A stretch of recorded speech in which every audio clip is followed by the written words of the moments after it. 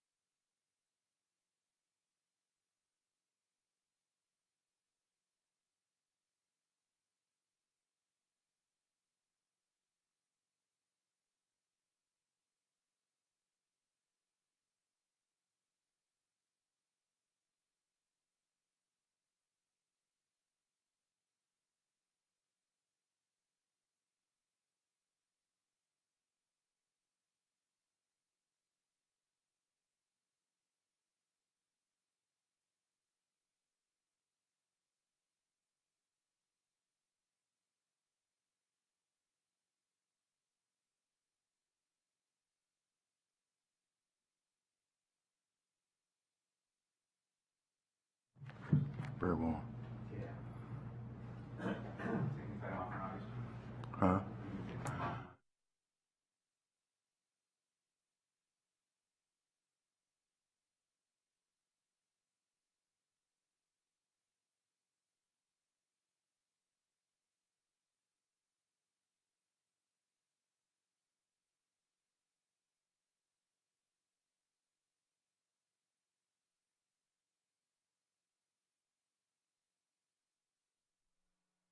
All right, why don't we get started again? And I do want to state for the record, my colleague, Councilmember Glass, this of course is Pride Month, and Councilmember Glass is a speaker at a very important event, and so he will be leaving at 11, but we do have a series of questions we want to get on the record so that the team can begin finding the responses to those questions so that for our next work session, we can have some of those answers. So. Don't remember exactly where we left off, but I believe we were wrapping up our discussion with you individually, Mr. Stowe, with regards to impact, and I believe you were in the process of wrapping up describing the lessons learned from the enactment of sister legislation. And was there anything you wanted to say about that to wrap up? Just by way of summation, we learn by doing, and particularly when we don't have a whole lot of information out there from colleagues and other organizations that we can learn from. And so in that particular case, we learned from actually doing those cases and putting in place the kinds of help opportunities for particularly our complainants, and particularly those who might have English as a challenge for them in terms of communication. So that would be the thing we would carry forward, because I suspect that many persons who may be in this category, not all, but many persons may be in the categories that are listed as part of this bill, may very well have the same challenge in terms of again, the English language, and also the issue of trust, and also the issue of consequence, and that might be there as a part of them coming forward, filing a complaint, following through, and that would be a real challenge for a lot of people to kind of deal with that, because again, a job is better than no job, and a job without benefits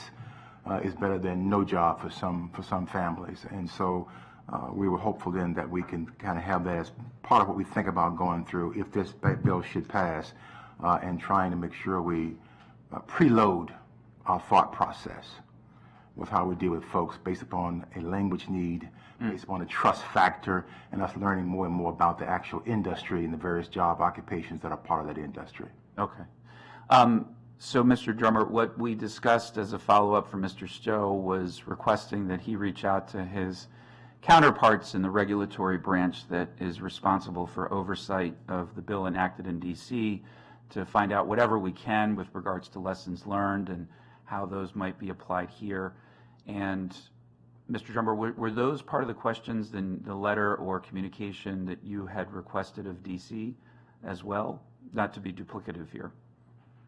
Well, I started working through the Attorney General's office because that's where I know people, and they connected me to someone who I haven't connected with. I mean, I tried but haven't reached, who was on leave, I think, for part of last week. But yeah, I mean, that would be part of the questions, and more so, what if anything was the impact, not just on them, on DC government's employment services, but in the office market. Were there a lot of people who lost their jobs? Were there a lot of people who, gained health insurance? Did it help? Who did it hurt? Those kinds of questions as well. And did it do anything to the office market? Did they have any speculation on the increase in the vacancy rates due to this? Did rents go up because of this? Those may not be knowable. Mm-hmm. They may not have actually tried to figure that out.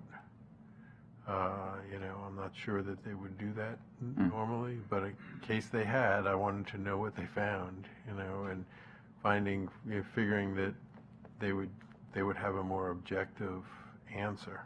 Right. That you could probably trust, if they say, well, this is what we believe happened. Okay.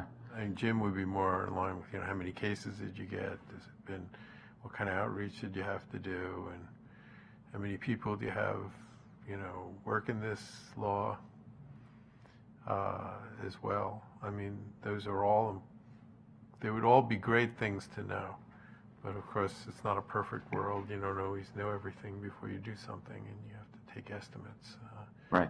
I mean, I'll say the fiscal impact statement from OMB has absolutely nothing about increased workload for human rights, but clearly that's going to happen.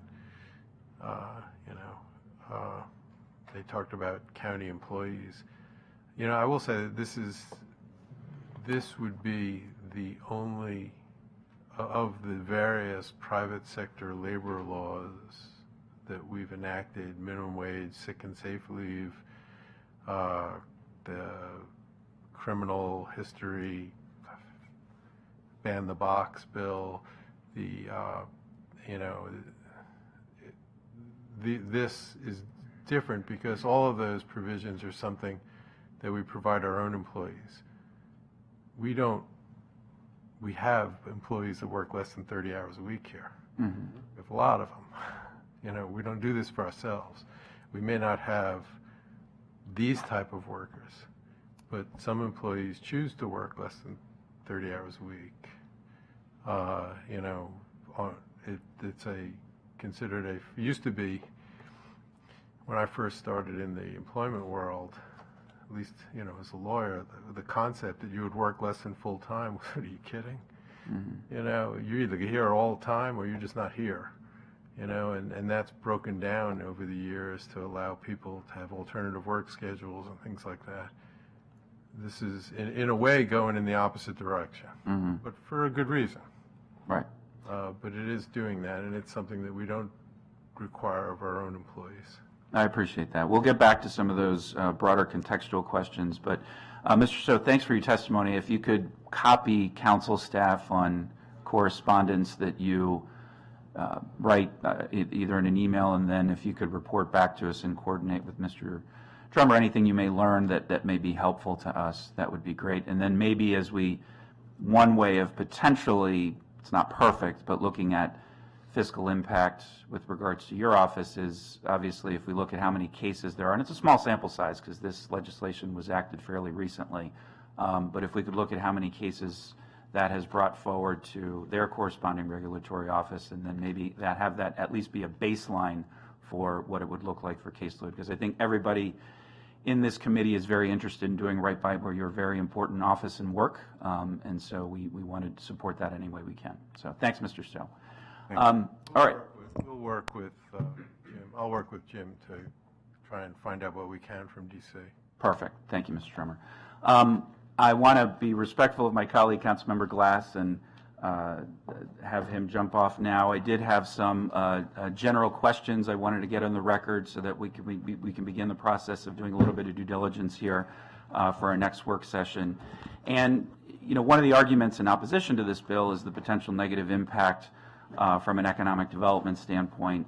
While I completely agree with the virtue of wanting to do well by these incredibly hardworking employees, I do think we want to look at sort of the broad context and picture as we deliberate on this dais and for the benefit of my colleagues on the full council. So you mentioned the sort of apples and oranges comparison between the DC market and ours. Ours, I believe, would be 93 specific buildings. Is that correct? That are on the list. It may be one or two less than that, but I believe that's the number. Yeah, well, the list that we prepared, that we put in the packet in Circle 45, Right. I think, came from the Office of Finance last week. There may be buildings in there that are not, I haven't studied the list. There may be some that aren't actually office buildings. Okay. Probably less than that number. Those are the number of buildings that are actually that large. It's close to that number. Close to 1/3 of that number. 1/3. Gotcha. That's really helpful. If we could break out which 1/3, that would be helpful, Bob. And if you could also sort of break out geographically where those buildings are within the county. And if you could also please, as a follow-up, find out how many buildings are the vacancy rate between the buildings that are impacted in DC versus our vacancy rate here in the county. For context, I think that would be helpful. And also with regards to just comparing the various office markets, and I'm going to jump around a little bit here, but I know there was a 20% within the bill that was derived in DC still allows for part-time employees, which I assume was some amendment or the attempt at a compromise of some sort. If we could get a little bit more background on how that 20% was derived, and if we could also get a little bit more information on mechanically how that works in terms of implementation. Again, under optional method, there can be a lot of criteria. There can be distance from a transit line requirements. There can be design criteria. There can be a lot of additional ways to guide and direct that development. And so we think that that has a lot of potential. Okay, do you want to talk about this one, or do you want to hear them all? Well, I want to talk let about us this hear- one, but I want to, you've got some others, and then we can come back. Yeah. Go real quick here.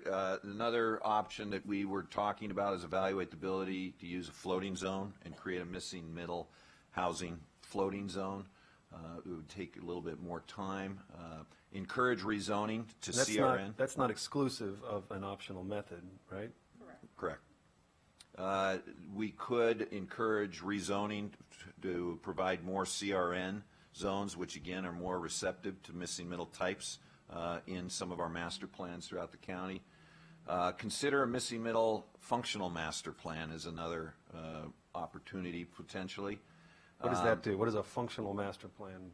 Well, the trick is that anything that we do in terms of zoning, if we created a new missing middle zone, The only way to apply that zone would be to do a functional plan and then a sectional map amendment. We actually think that option is not a great option because it would be very time-consuming to do, and I think a lot of the same exploration will happen during our general plan, but to do a countywide functional plan and then a sectional map amendment would be several years in the making.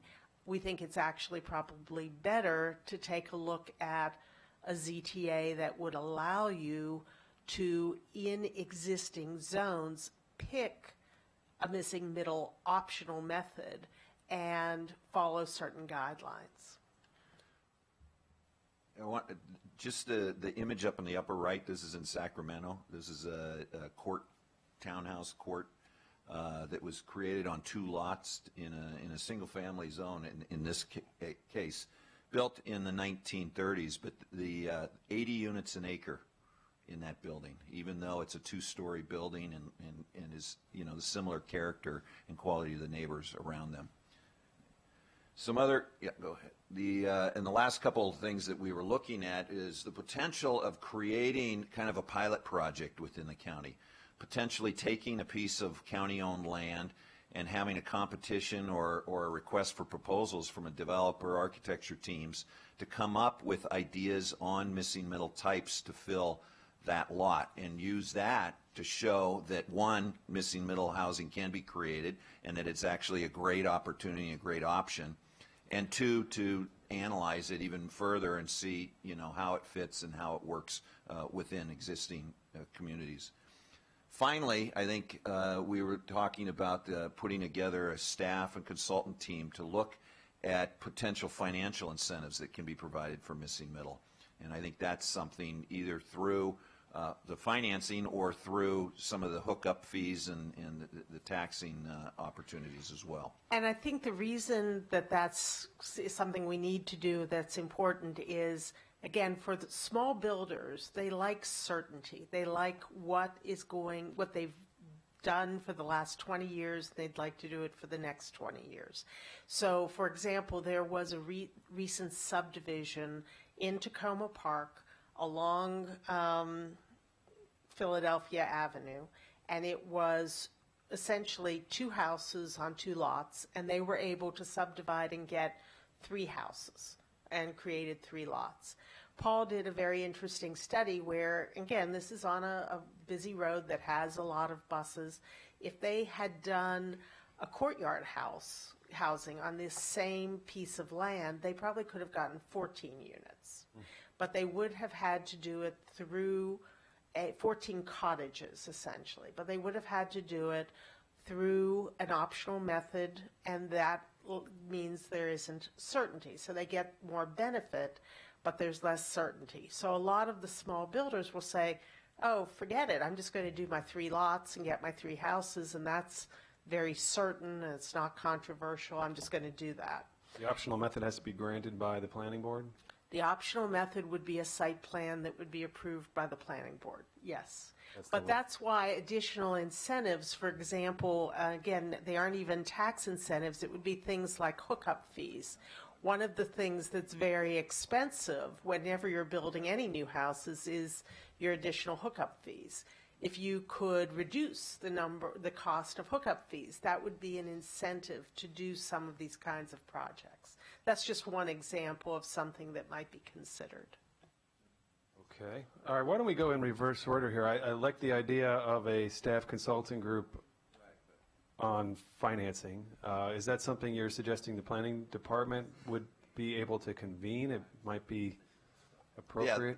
Yeah, that would be the initial suggestion, yes. I think I'm going to comment on each of these, and then we can come back and have discussion from council members on the whole package. I think that's terrific. I'd love to hear more about how you would operationalize that, and we can talk about that.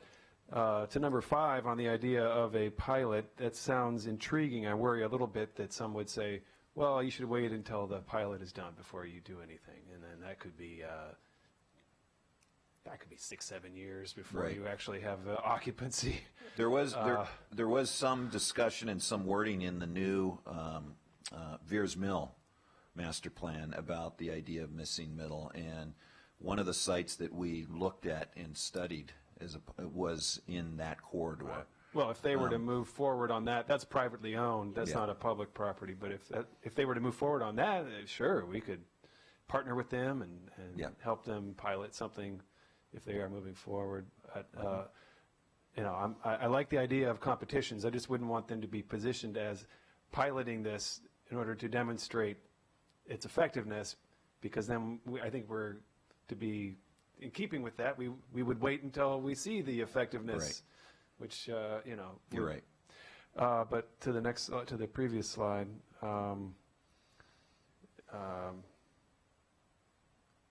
So the floating zone is intriguing. Can you go to the first one? So the first slide, please. So this is a great idea. I'm very interested in this. I'd like to see if my colleagues might want to explore this as a committee, you know, ZTA.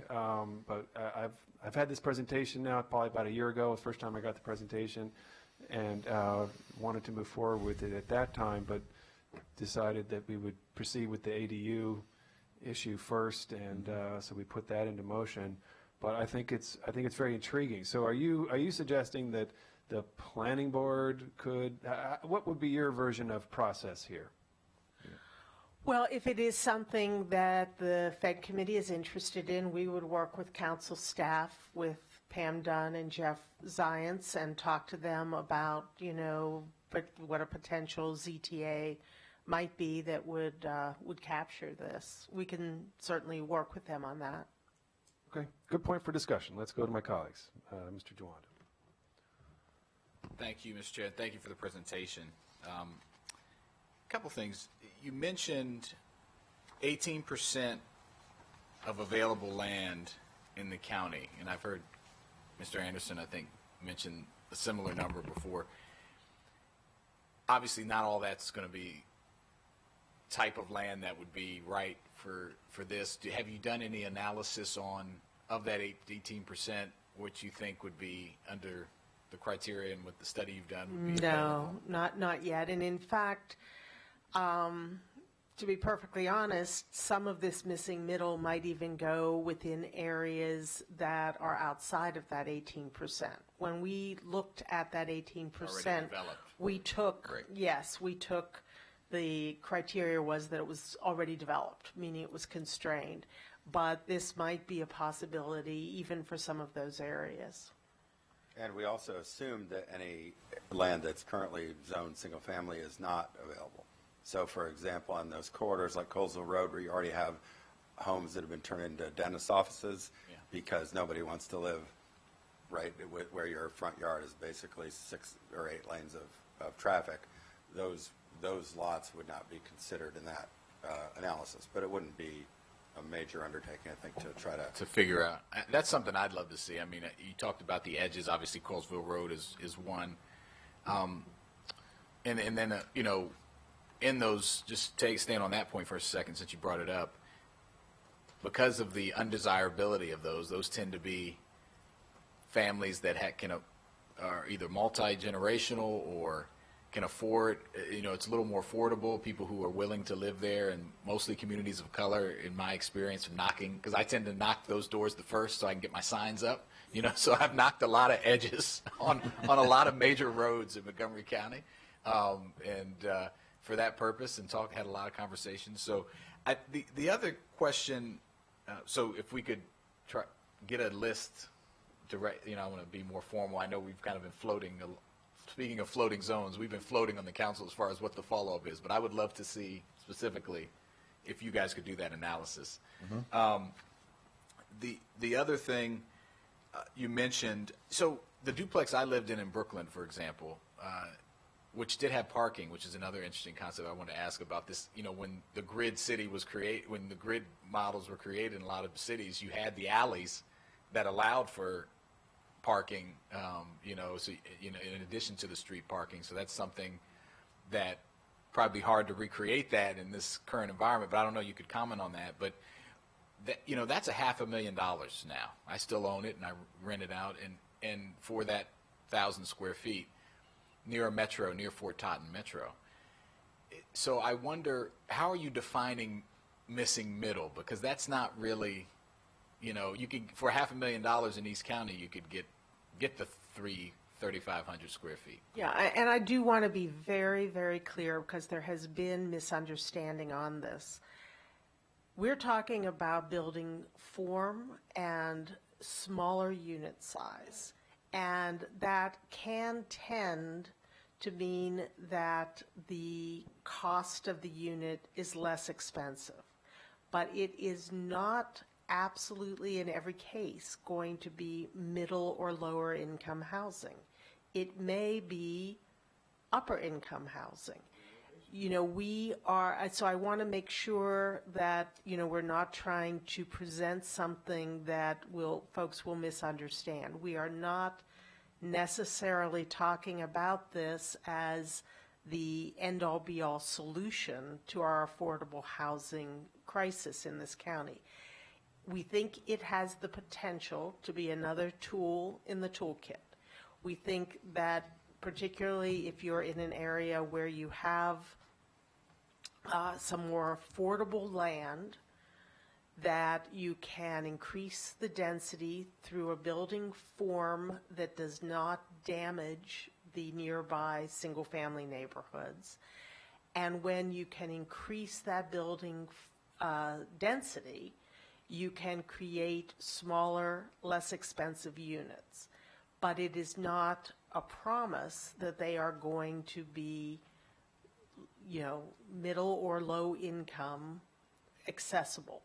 So I just want to be very clear about that is not, you know, when we say missing middle, the middle is more the form. The form and type. The Well, form and I wanted type. to give you the opportunity to say, I think that's critically important in this discussion because location, right? It's going to depend on where you build these, and it is something we need to factor in thinking about it because the density issue and how affordable it's going to be, and those are all policy, you know, what the character of the neighborhood, and I agree. And, you know, in the eastern part of the county where I live, if you did this on some places, it would create affordability and would help people who are maybe living in multifamily households already, for example. The last thing I wanted to ask is about the incentives. You mentioned the mom and pops, which was an interesting idea, and the smaller folks who might own the land that aren't the big developers but that might be interested in doing this. That piqued my interest in making it easier for them to get financing. Where have you seen, what have you seen, and could you talk about that a little sure. more? Some of the other opportunities, for instance, in Oregon, if you do a courtyard housing, so a cluster of essentially cottages or bungalows around a central courtyard, in Oregon, they charge you one hookup fee for that cluster rather than, you know, if there's 8 units, 8 hookups. That's just for, you know, water and sewer, for instance. Mm-hmm. So other types of incentives like that become, you know, more prevalent. And then also just taxing, you know, the taxes for a new unit. If it could be combined together and so that there's essentially taxes for the development rather than each individual unit to reduce the individual costs. Those aren't based on the size of the developer, though, because I see what I'm trying to get at is how do you incentivize the smaller, you know, that may be, Well, you know. Well, I think that one of the key issues is certainty for small-time players, because if you're JBG, you're not going to do that. You're not interested in this market because it's just not enough there for it to make any sense. If you're a teardown builder, you're the kind of, you know, builder who's just going door to door and saying, in the Saks neighborhood in Bethesda, I could offer somebody $900,000, $1 million for their house.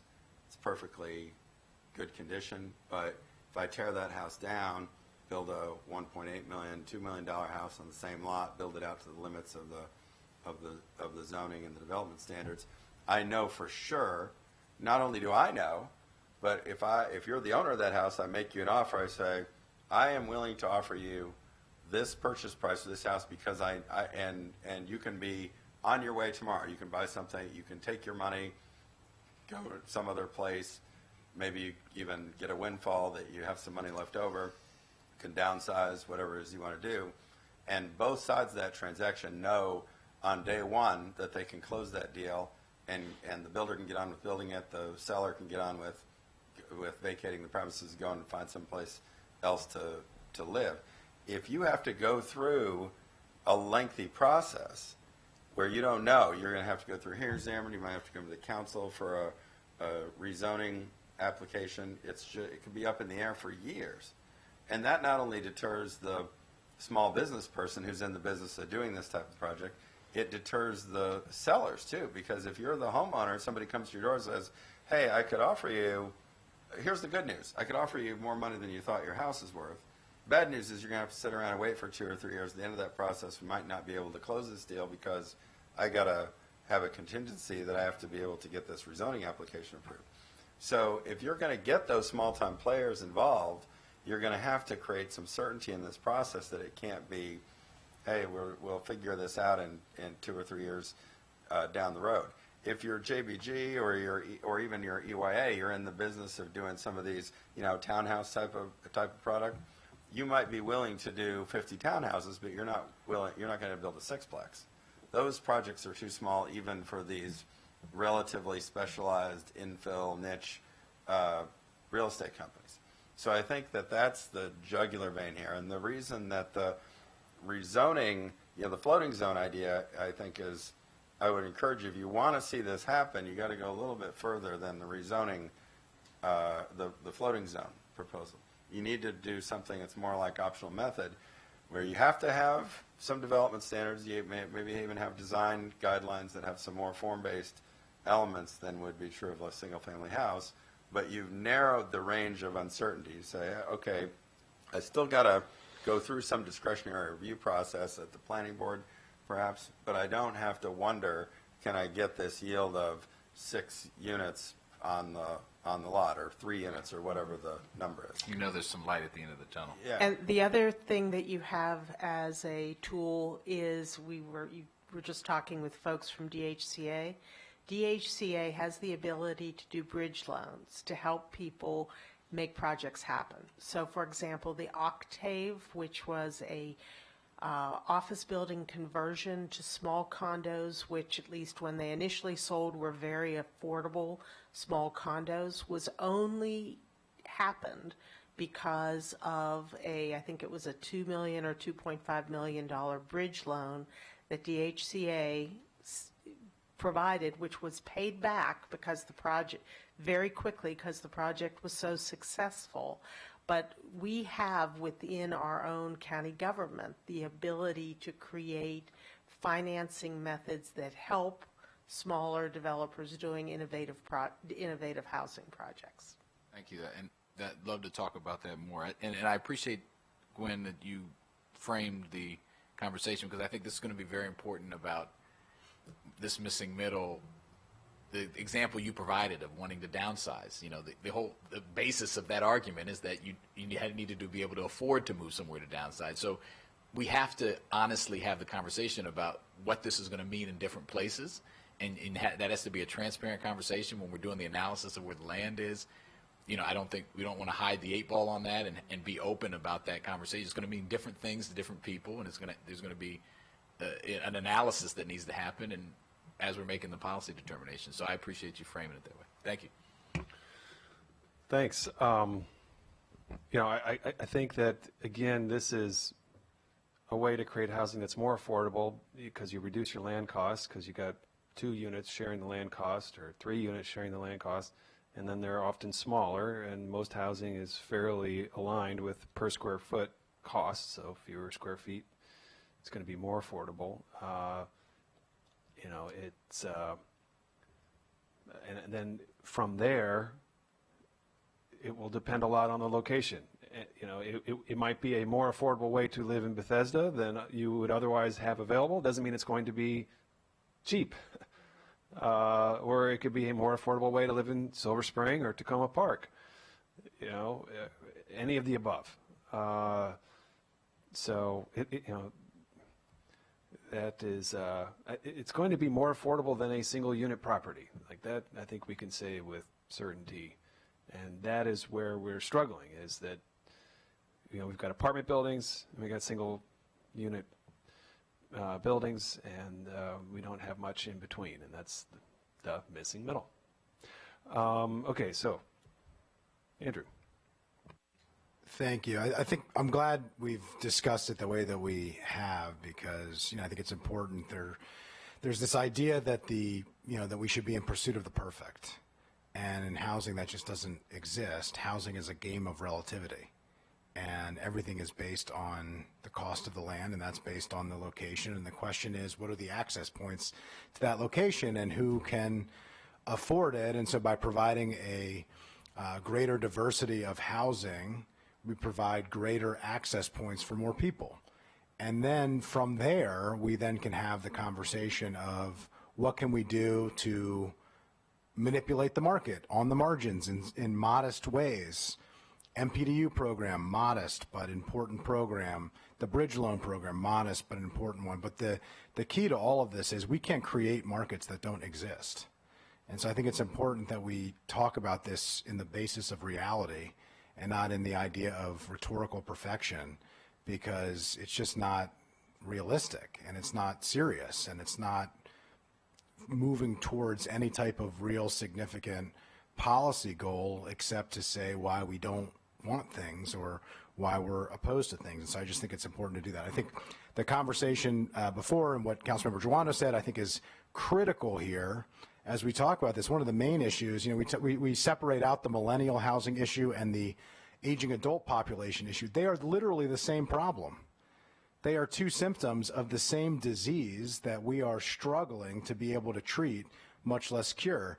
And the idea is, to the point that Councilmember Giuano made, you can't downsize an aging community in Montgomery County today. You literally cannot leave your home and find a home that downsizes, that saves you enough money to make it worthwhile, much less worth the disruption of moving after you've lived in the same home for 20, 30, 40 years. And so not only is that really harming the aging adult population, it is preventing the freeing up of housing for the young adult worker population. And so this is, we talk about these as two ends of a spectrum. They're not. They are, different points on the same circle, and that circle has created a problem for everybody. So I appreciate the fact that we're having this conversation. I think it's important for us to discuss. I think it's critical that we not get caught up in the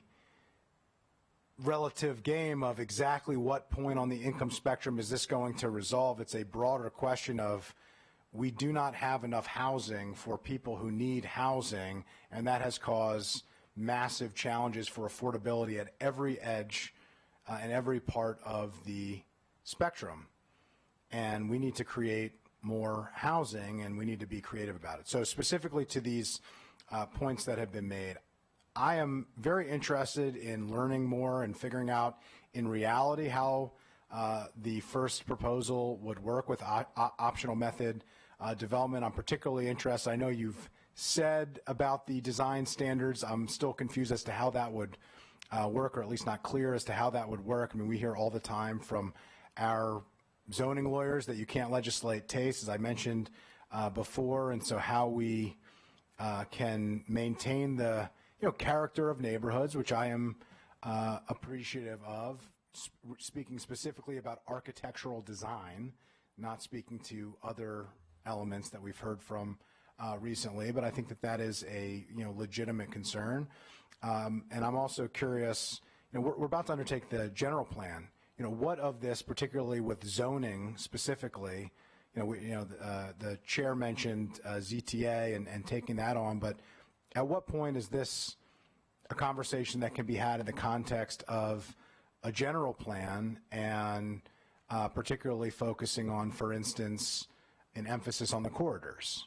And I'd be particularly interested, and we talked during the Veers Mill corridor plan extensively, and I brought this up, and I think all of us brought this up, and Chair Rima brought it up on our tour itself, but the question of missing middle townhouse type specifically along the corridors along Veers Mill as a transition into the neighborhoods, which made sense for a number of reasons, not least of which those are homes that are not selling and renting for as much because they're in less desirable areas along major corridors that have the noise and traffic and pollution and all the other challenges that go alongside that. Can you speak a little bit to that, of what opportunity we may have during the general plan to discuss this? Yes, and we're about to get a little bit of a briefing about the general plan and the trends report, but I do think that one of the major themes in the general plan is going to be looking at the corridors in our wedges and corridors system that we have in this county.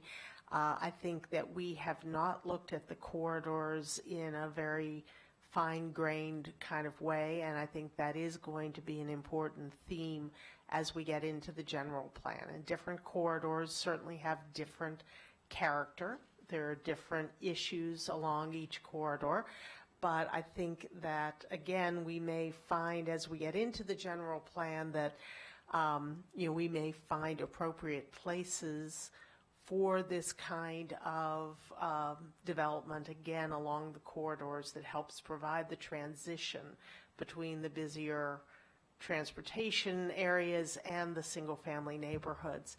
I think that, again, it's not that we have to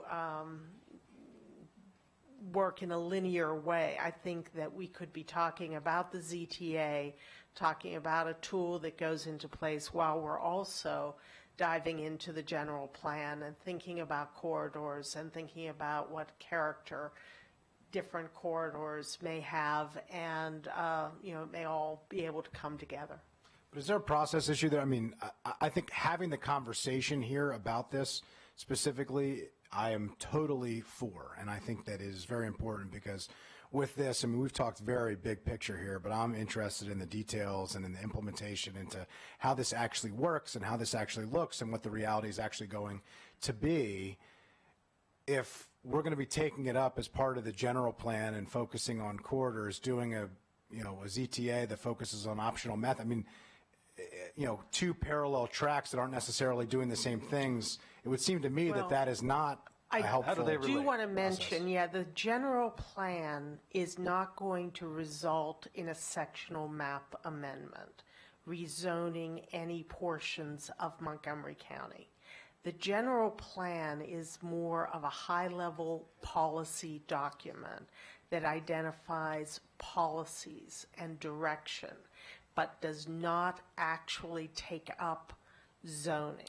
Yeah, well, I'm familiar with that aspect. My question is, in a process where you're setting policy that is supposed to be the overarching vision of zoning, to move forward with a very significant zoning change, and I think this is a very significant zoning change. Frankly, this could be a bigger zoning change than others that we've talked about recently, and I'm for that conversation. I think it's a critical conversation that we need to have, but I'm a little concerned about having that conversation, getting into the weeds before we've talked about what the forest should be. What is our policy goal, which is what the general plan is supposed to set for us, and then figuring out what are the details of the zoning specifically in order to get us there. I mean, could you speak to that? That's a very good point, and I think that the idea of drafting a ZTA is not something that's going to happen overnight. It's not. We would have to do a lot of additional research. Don't challenge those of us up here. We would have to. In fact, you're actually taking the words right out of my mouth. When I talked with Fed Chair Reamer about this a while ago, I said, let us continue to do the study, continue to talk to community members, work on drafting a piece of legislation that, again, is a tool that could have hopefully some broad support, but that also, again, I want to emphasize, we do tend to think in terms of all or nothing.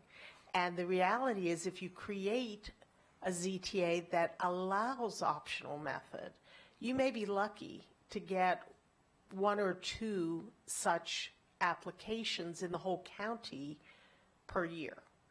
And so this is not going to automatically transform any corridor or any neighborhood. It is going to add a optional method to allow people to consider some other housing types beyond the ones we've described.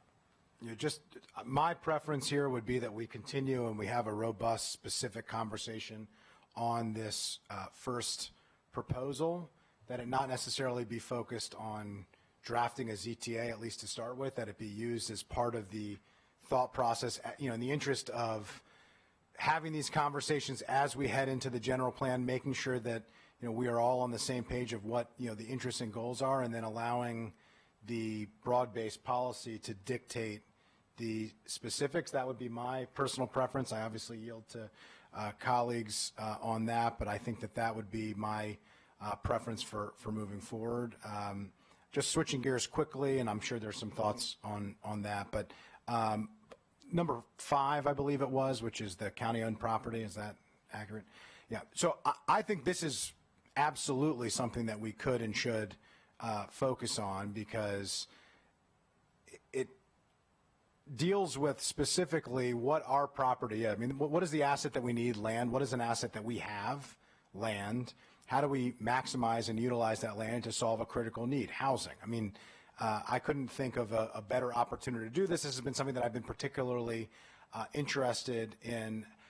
Has the planning department talked with DGS at all about these opportunities? I know the Veers Mill plan, there was some, at least broad discussion about this, but could you talk specifically about the county's right of first refusal and whether or not you've had those conversations? We have not spoken with DGS specifically about creating a pilot project like this. We have had conversations in the past about, and we have mapped all of the county-owned land in the county that's owned by any agency, whether it be fire and rescue or DGS or schools, and we have looked at all of the land that's available to think about different kinds of opportunities for affordable housing in general. I think that we certainly could go and talk with all of those parties about the idea of a pilot project for missing middle, but we, in direct answer to your question, we have not yet done that. But this illustrates the difficulty with not proceeding, and I'm not talking about right this second, but I mean, if you wait either for a functional plan to follow or ZTA to follow the general plan, then you really don't even have an option to even look at most of the county properties. For example, the old library site, I think you're going to be considering the disposition of that tomorrow, if I'm not mistaken. That property is zoned, I think, R90. So one of the reasons why the previous county executive did not, was sort of held up in considering a more ambitious affordable housing project on that site is because the zoning wouldn't support it. So at most, you might have a rezoning application for townhouses. Even that maybe is legally a little bit aggressive. So a lot of these public sites, school sites, former libraries, things like that, are the underlying zoning is the lowest intensity residential zone. It's usually R90. In the case of Veers Mill, we teed it up to allow for the county to do, I don't know if you want to call it a pilot project, but certainly at least as a one-off, to do a missing middle type project. And that was extensively discussed as part of the plan. But it's not as though even if the county executive or DGS decided tomorrow they wanted to do an experiment, they would have a lot of properties that are in public ownership that they could even pursue that. So that's one of the reasons we're sort of in a little bit of a jam, because you don't have the flexibility under the current zoning to do it. Could the planning department put together a report on what the existing county-owned properties are, what their zoning is currently? I mean, I think that would be an interesting conversation to be had. I'm sensitive to that. I mean, because I think the real opportunity here is county-owned property. I mean, I just don't think that there's going to be enough of a market. I think we should be leading with this. I think we have an opportunity to lead because we own the land. We can do what the market can't do, including small owners of property, not even large developers who I don't think would be particularly interested in this because it doesn't have the returns that a larger development project would have. And it has a ton of challenges given all of the zoning questions and the hookup questions and all the tax questions and all the other things that we need to sort through. So I think the county should be leading here. I think if this is something that we're serious about, we shouldn't see if it works. We should test ourselves if it works and be extremely thoughtful about how we deploy it. But I think if there are challenges outside of Veers Mill based on what the existing zoning is, it'd be helpful to have an inventory of that, to know it, and then perhaps to have a follow-up conversation on it. I think the broad-based question here for me is cart before the horse of whether or not we should be having these broad-based conversations about corridors. I think having a missing middle conversation as part of that is critical. I happen to think that the corridors are really where the true opportunity for missing middle housing exists, particularly as we think about BRT and others. I mean, we started this conversation with the idea that trains and trolleys were what built housing, for 100 years. And then we got away from that in the 1950s and 60s with the suburbanization of America, where everything was, you could get a bigger house with the white picket fence. The BRT is recreating the trolley model, and we have not thought through how to recreate the trolley model of zoning and housing as I believe we need to and we should in as thoughtful a way as we could. And that's what the general plan opportunity, I believe, presents, this idea of how do we build a skeleton? How do we fill that skeleton in the most thoughtful way? And what are the policy goals that we have? And then once we have that conversation, then how do we lay in the zoning in order to achieve the policy that we've set out? So I hope we can have that conversation. I look forward to it. Could you go back to the first slide? So a zoning text amendment could identify where, locational criteria. I just want to make a comment. We're talking a lot about racial equity at the council and in the county. I think an application in this instance is you can't only allow this in lower income communities. There are stretches of every corridor, or most of them, that have quite a difference in terms of the cost of land and the cost of housing, and then often the racial composition of the residents. So I think that's how you think about that particular issue, is if you're only saying we ought to allow this where it's more affordable than currently, then that could be an issue. But if you're willing to say we're going to allow this in places where housing is more expensive and housing is less expensive, then I think you're proceeding in a manner that's good faith. I personally am very concerned about the quality of a lot of the housing at the edges of the corridors in the county. I think a lot of that housing was not built for the circumstances in which it sits now, which is right on heavily trafficked corridors where there's a lot of noise, there's a lot of pollution, and I see this as a way to bring a potential improvement of the quality of housing, so that people are not kept up at night as much by cars and trucks slamming in through the road, and they're not breathing as much pollution, at least inside their homes. And to me, that's significant. But then also, of course, the opportunity to create housing that's more affordable than what would otherwise be available in that location. And so I would not want to proceed in a sequential manner of, okay, let's talk about this as a policy matter in the general plan, and then let's proceed to begin to draft a ZTA. We won't make it in 4 years. I think there's more urgency here. So Gwen, can you explain a little bit about how the two could relate?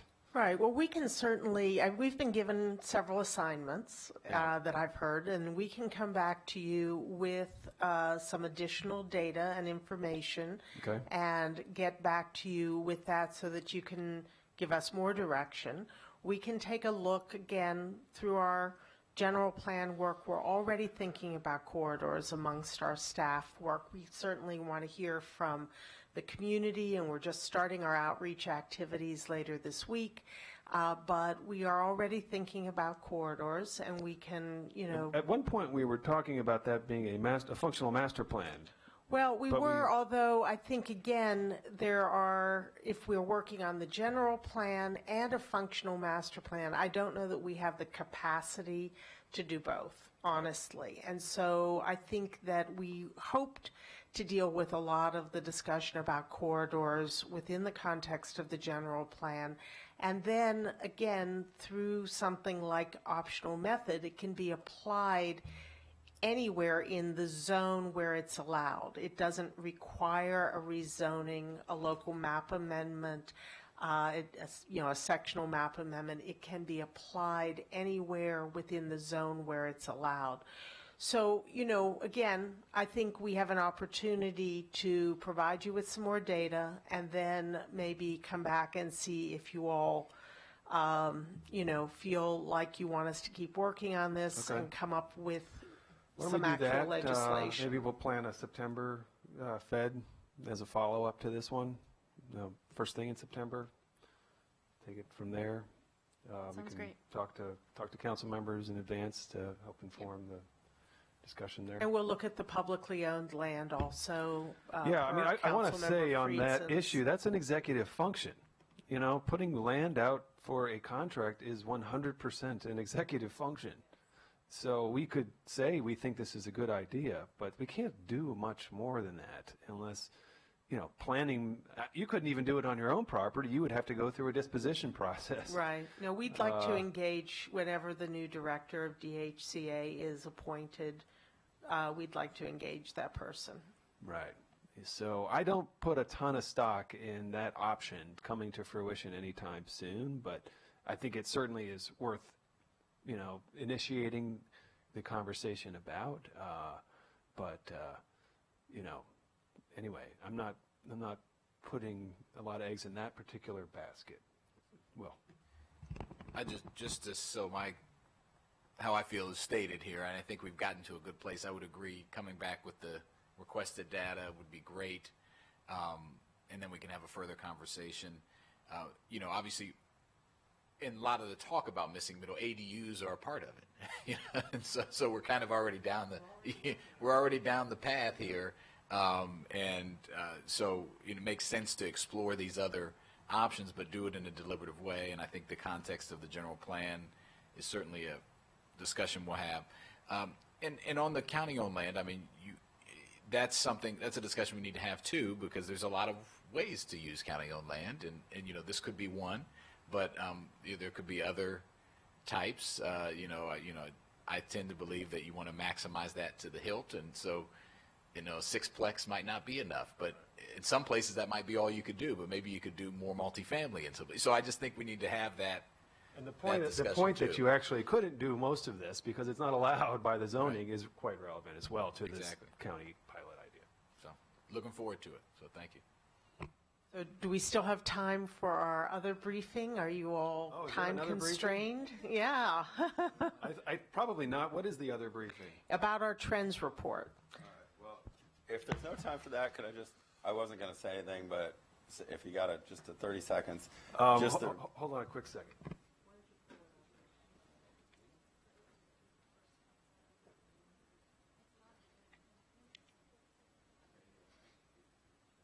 All right, let's go to 12:15. Okay. Never mind. Yeah, let's go to 12:15. Let's go to 12:15. So we're going to whip through this fast. And if you want to control, I have the couple of the first slides, and I'm going to go through them super fast. You all know that we're updating the general plan. We just talked about it. This trends report is the first step in that process. With every good planning exercise, you do an existing conditions study. And the last time our general plan was touched was in the early 1990s. So this analysis really takes us since about 1990 to the present in terms of looking at trends.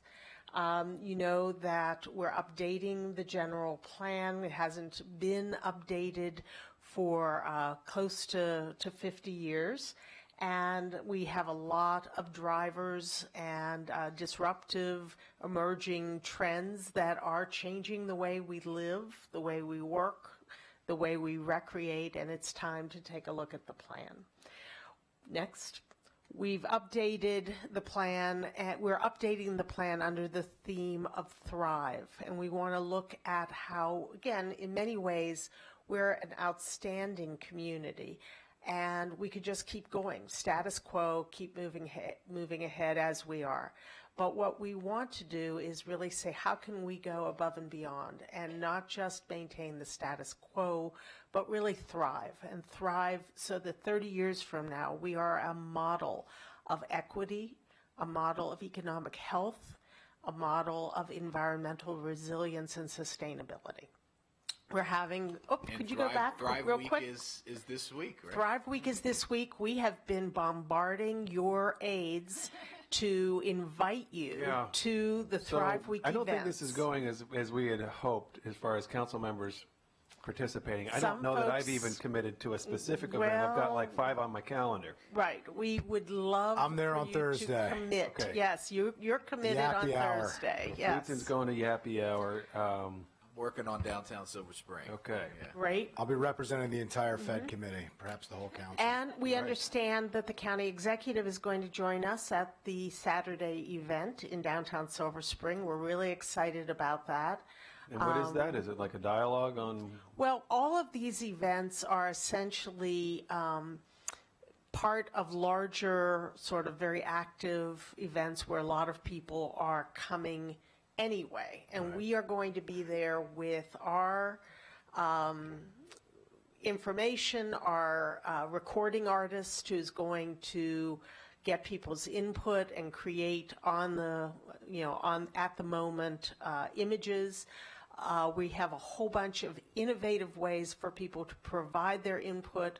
And so it's not like a formal, stand up at the podium and give a talk kind of thing. So elected officials invited will be there as resources, and people may just chit chat. Absolutely, and we want for you all to have an opportunity to write your thoughts on the recording artist illustration. We want you to have an opportunity to talk to some of the staff and residents who are going to be there. So it's not a requirement to give a speech. It's really a requirement to just be there and to dialogue and listen. So please, please come. I think if you required the speech, you might get more council members, frankly. hate to be honest here about the motivations of myself and my colleagues, but something tells me that the microphone's kind of a draw when they get Well, to we use will have microphones also, but I do want to emphasize this isn't a formal stand behind a podium and give a presentation kind of event.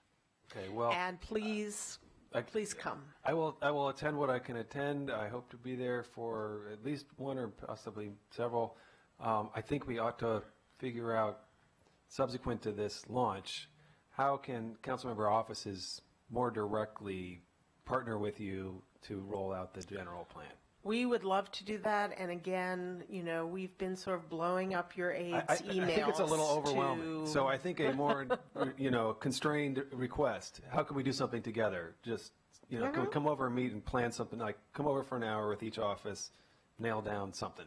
Okay, I we think can that would certainly be- do that. I think that would be terrific. Great. So let's get into the discussion of the trends. For the record, I'm Carrie McCarthy, the Division Chief for Research and Special Projects at the Planning Department. Want to really acknowledge the outstanding research team who did the research and drafted this report. And since it was released in January, we've done about a dozen roadshow presentations, brought it out to the community to a couple of chamber meetings, the Civic Federation. We're happy to do more if you hear from constituents who are interested in getting a briefing on the report. So start off with an easy data point. Montgomery County has about 1 million people. We've been over 1 million since 2012. We're the second largest county in the Washington, D.C. region behind Fairfax. And it's pretty unique to be a county this large. Less than 2% of counties, of the 3,100 counties in the country, have more than 1 million people. We've grown 38% since 1990. And as Gwen mentioned, this report looked at existing conditions and changes since 1990. We've picked that period because that was when the last refinement to the general plan was done. And we really focused on what's changed. We've done a little bit of benchmarking with other counties, but this report's not intended to be a detailed benchmarking exercise. The graph on the right is interesting because that shows the gain and changes in the gain and rate of growth since 1990s. And going back even to the 1950s and 60s, you can see that the county was growing 107% that decade in the 50s, 53% in the 60s. And when you think about the original general plan and the environment they were developing that plan is, that was really rapid growth. Where today, what we're seeing forecasting forward, we're expecting about 7 to 10% growth per decade. We say about 200,000 people by 2045, and so that's still a big number, but on a percentage basis, it's really not as rapid as the growth that was happening in the county in the 60s. These maps show the location of growth by census tract. The map on the left is total. The map on the right is adjusted for density due to differences in the census tract size. And it's kind of what you'd expect since the 1990s. A lot of the growth has been in the outer lying areas, Clarksburg, Germantown. Adjusted on a per capita basis, it's really densified along the 270 corridor, along the kind of Georgia Avenue corridor, 29 corridor, and along the metro stations. Immigration is really important in this county and has contributed to significant diversity. 56% of our county is people of color. And if we look at the graph on the right, it compares the racial and ethnic composition in the county in the 1990s with 2016. 1990, when they did the last general plan refinement, it was 72% non-Hispanic white, 7.4% Hispanic, 12% Asian, 12% Black or African American, 8% Asian, and then 0.4% other race.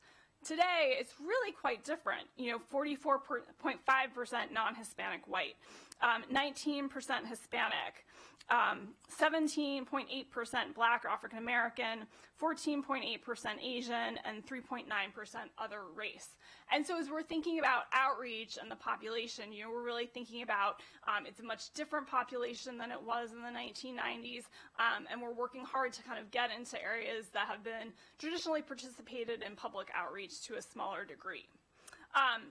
Foreign-born immigration is also significant in the county. It was only 19% of the population in 1990. It's a third today. Majority. A third of the county is foreign-born. Exactly. That's amazing. Yeah. Wow. I remember when I first ran for office, someone said, you can't get elected here unless you're really from here. And today, nobody is from here. Except the majority of the Fed committee. Yeah. Yeah. We're gonna outrule that one. We're gonna 2-1 vote that one down. I lost that vote.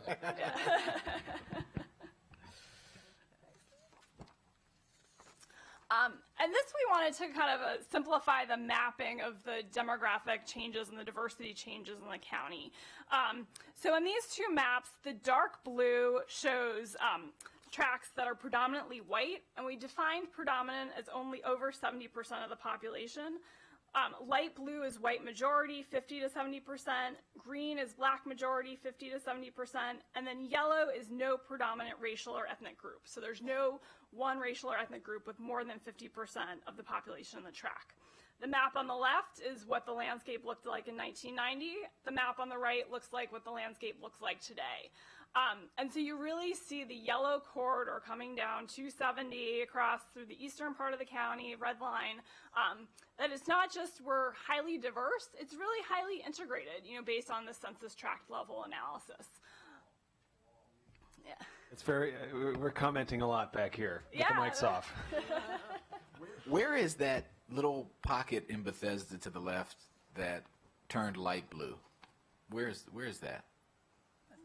Right to the left of the B. What is that area? I'd be curious. We can come back to that, but I'm just curious to know Yeah, what neighborhood that is. what happened there. You know, what the It's like River Road inside the Beltway?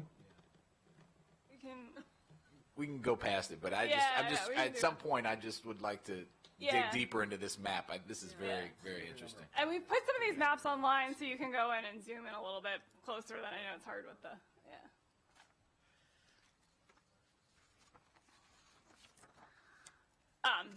I'm glad we got to go briefly today because I think some of the data in this report really corresponds to some of the conversation we had about missing middle housing. As you know, we're an aging population. By 2040, we expect 21% of the population to be 65 plus. But then we also have a large number of millennials. About 1 out of 5 residents are between 20 and 34 in 2016. We remain a highly educated county.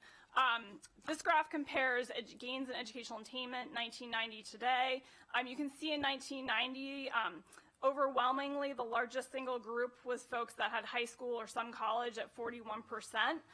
Today, that group is 33%, but we've had a kind of corresponding offset in the percentage of people with graduate or professional degrees, now at 32%. 59% of the population has at least a BA compared to 50% in the region.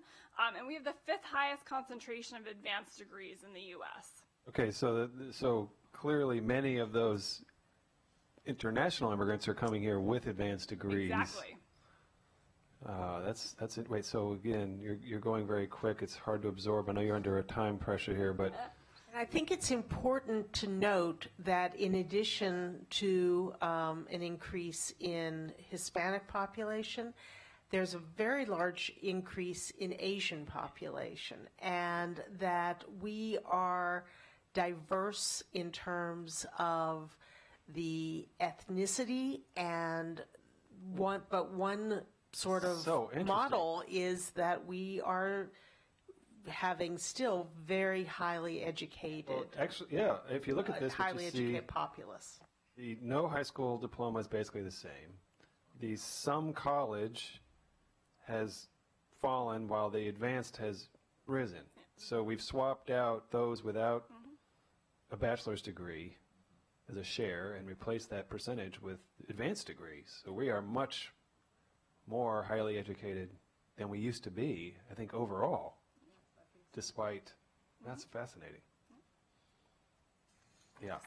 Yeah, I didn't say despite, I should say because of, but, you know, I think the perception might be what you otherwise. I think this is fascinating. I wish we could actually take a little bit more time on this. Can we get like a quick highlight now? But I'd love to come back to this at a Yeah, we could come back. We have subsequent some meeting. time in July. We can continue this. We don't feel like we have to get everything in. We'll bring you back. Yeah. Because everything else we talk about is talking about this, right? I mean, we talk about economic development, workforce development, housing, you know, all of zoning, all the things that we're talking about are related to what are the demographics, what are they, who is here, where are they, why are they here? Go back I mean, I to think that this slide. is kind of at the heart of everything. This is, go back, please. That right there was the heart of our pitch to Amazon. It was that we are an international, highly educated, you know, public-minded, purpose-driven community. That is the workforce right there for the tech economy, right there. I mean, we've got a incredible workforce. And I think combination. there's been, like, to your point, there's been an undercurrent of the demographic changes in the county, and this speaks, you know, quite a different story, candidly and frankly, about, you know, what those demographic changes mean. They certainly come with all kinds of different elements to them, but they don't come with less education. They don't, you know, the people come here because we have a great education from all over the world, and they're attracted to all kinds of federal labs and private sector interests related to those, you know, labs that make this, you know, a place to be. But I think it's really important. Could I ask, when we come back to this, could we also add, it doesn't have to be part of a formal presentation, but just be prepared to talk about it if you could, how our growth relates to other growth, not just in the region, but in similar, you know, suburban, you know, large suburban jurisdictions surrounding major cities? Because, you know, I always, you know, joke around about the Yogi Berra line when people talk about how many people we have and how much growth there is. And, you Yogi Berra said, nobody wants to go to that restaurant anymore. It's way too crowded. And, you hear that a little bit here of, if we keep growing at the rate that we're growing, nobody's going to want to be here. And I kind of think, well, I'm not sure how you can grow to the point where nobody wants to come. And so I just think it's important to understand because, you talked about in the other slide of what our growth has been, the 36% or 38% since 1990, which has really tailed off actually recently, as was noted in that, to less than a percentage point a year. But it's a lot of people because we're a large jurisdiction. But I would be helpful to see, is our growth good? Is it bad? Is it healthy? Is it unhealthy? I think the context here, beyond just the numbers, would be great. Go on. This graph shows the distribution of household types actually going back since the 60s. And it's notable because, again, with changes in the county, a lot of thought about the structure of household types, that a lot of the most dramatic changes took place between the 60s and 1990. Between 1990 and today, the changes have been more at the margin. So in 1960, the county, 60% were married couples with children, 27% were married couples without children. Single parents didn't show up. 6% other family, 8% non-family. Going ahead to today, we have 25% married couples with children under 18, 30% married couples without children under 18, 8% single-parent households, 7% other family, and that's multi-generational households, grandparents, and then 30% is non-family, which is both people living alone, unrelated people living together. Interestingly, in this change, the past 25 years, there's been a slight uptick in average household size in the county between 1990 and today. We went from 2.65 to 2.77 persons. And that follows, actually, there was a very significant decline in average household size between 1960 and 1990. I think it's still an attractive county for families, and we still have, slightly larger households than national averages, just slightly. What is the national average? 2 point something. Yeah, I don't know. But we're slightly above, you said. Looking at my demographer out. We'll have Come that. back we'll to me. That. That's good question. These maps show income. The map on the left in blue is the 2016 portrait of average household income, which was $135,000. And again, not surprisingly, it's really kind of west side of the county, outer east side of the county are the wealthiest areas, and a little bit around Four Corners. Map on the right shows the change in average household income between 1990 and 2016, where the dark brown areas represent the greatest change, an increase of over $50,000, and those are really heavily concentrated inside the Beltway. Okay, so, right, the darker the color, the more the change. increase in the income. Yeah, and then the lightest yellow is actually areas that have decreased. Wow. I think this is important, not just the income inequality and the inequities and all the other issues that we talk about that are as acute here as they are anywhere else, if not more. But between 1990 and 2016, the median income has increased $8,000. That's average. That's just the average, and this is adjusted for inflation, so it's about 6%. The median household income's lower, it's about $100,000. Okay, so median versus, Average, okay. yeah. So I was going to say, because 135 is higher than the number that I normally use, but it's Yeah. average versus median. Yeah. Median's like 100, a little over 100, Yeah. between 100 and 110. Yeah, Right, yeah. okay. So 8,000, could you just wait, the 8,000 up 6.3%, that's adjusted for inflation? Mm-hmm. That's not, No, that's adjusted inflation. dollars? Yep. Okay. We get It would more be helpful, interesting- sorry, it would be helpful on that to compare, because that's not very good. Yeah. It would be helpful to compare that to the jurisdictions also in terms of the growth that we're seeing and then how the average income has changed in other similar jurisdictions, because 6% adjusted over 26 years Well, is staggeringly bad. We can look at that, but when you start high, that you have to remember what the overall number is, which is much higher than many many jurisdictions. Yeah, but it's in this apples to country. oranges because you're not, I mean, you're starting high, but it's relative to living costs. Well, and I think, And so, I mean, look at, if we want to have that argument, I'm happy to have that conversation, but if you compare 1990 to 2016, adjusted dollars versus adjusted dollars of living costs for housing, Next groceries, slide. et cetera. Yeah, that's this next slide. and that's the next This slide. is where it gets rough. Yeah. So yeah, in that, just showing the question of income related to housing affordability, we put it together on one slide so it's easy to see the numbers. And this is since 2000. The index changes in housing costs and income. And so the orange dotted line is the change in average household income. You can see that's flat. The gray line that goes up and down, that's the average sales price of attached home and condos. And again, there was really a bubble in the early 2000s, and those haven't recovered as much from the Great Recession.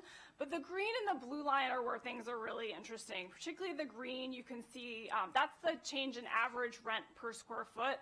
And again, all these figures are adjusted for inflation. That's really had a steadily upward rise. The blue is the average sales price in single-family detached home. Big bubble in the early to mid 2000s, kind of crash from the Great Recession, and slow recovery, but still very high overall.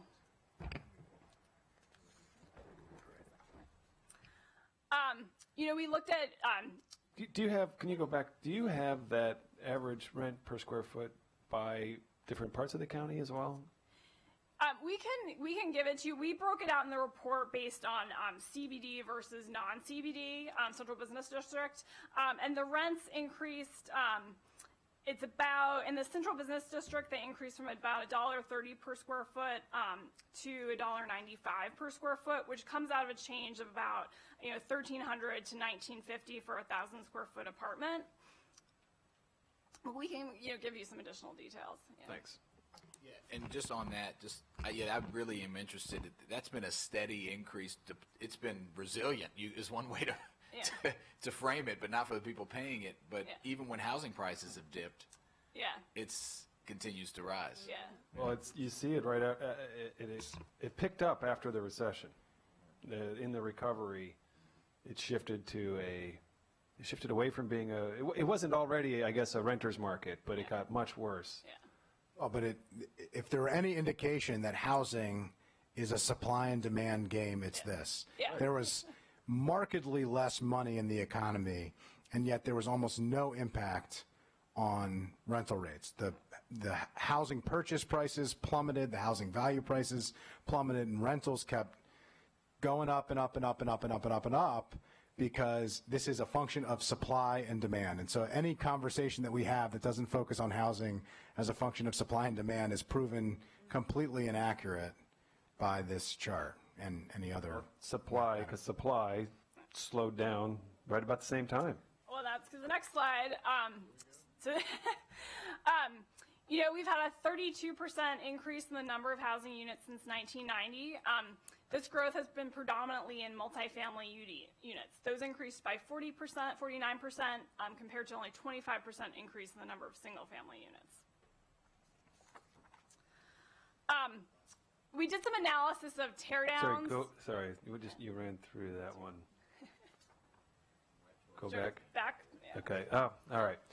I think we're going to continue this next time. All right. Can I just ask one more follow-up question for this? The 32% increase in the number of housing units, it's really useful, but it'd be helpful if we could compare the types. We have single family, but like 1 bedroom, 2 bedroom, 3 bedroom, because if it's not reflective of the total, this is less than the total growth of the population.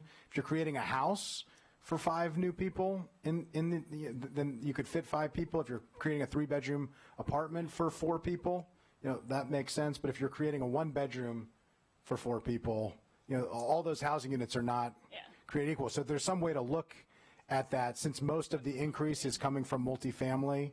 The size of the multifamily then really matters. And so I think it would be, if there's any data on that, I think that'd be helpful for the follow-up conversation too. Two more housing slides if you got two minutes, so we can just wrap it up real quick. This we looked at teardowns, and this really relates to the point about in the missing middle study that there's been a lot of teardown activity, mainly in Bethesda, about 50% of all teardown units. And if developers can just make more money tearing down a $900,000 house and building a $2 million house, that's what they're going to do all day. We really haven't seen a lot of redevelopment of multifamily buildings. Only 6 buildings have been redeveloped since 1990, which has resulted in a net increase in total units. Yeah, I want to emphasize that. We hear about the loss of, market rate affordable housing. It has been a total of 6 projects. I hear about that from the county executive. The county executive always And likes others, to posture but- his opposition to housing as, I oppose tearing down affordable housing and replacing it with housing for millennials, was his quote, actually. If anyone says that, I'm going to fight that. 65%, blah, blah.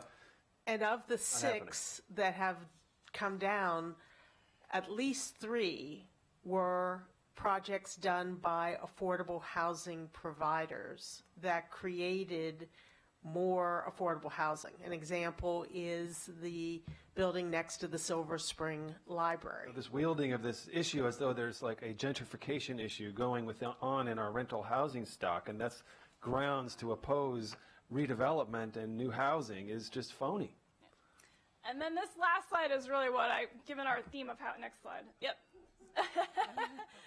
Given our housing conversation this morning, wanted to get in front of you. So since 1990, we've had a slight decline in the overall home ownership rate from 67.9% to 64.7%. And that really echoes national trends. The thing that really of the report, one of those data points where surprised me the most is just the really dramatic decline in home ownership for households under 35. That rate declined from 46.1% in 1990 to 28.4% today. And the decline in Montgomery County actually exceeds the decline in the nation. Nationally, home ownership rates for this demographic declined from 38.5% to 34.5%. Thrown into that rental market where prices continue to rise. Yeah, and there's a lot of factors. We're highly educated, so maybe a lot of student debt are keeping out of the market. Affordable housing, availability of a product people want to live in. But I just thought that was sort of really shocking. And just Millennials, the ones that the famous quote referred to as not really deserving of consideration about their housing needs, quite frankly. Yeah. Okay. So we got that out there. Yeah. We have more slides about the job growth, but we'll save those for the next time we're together. Thank you.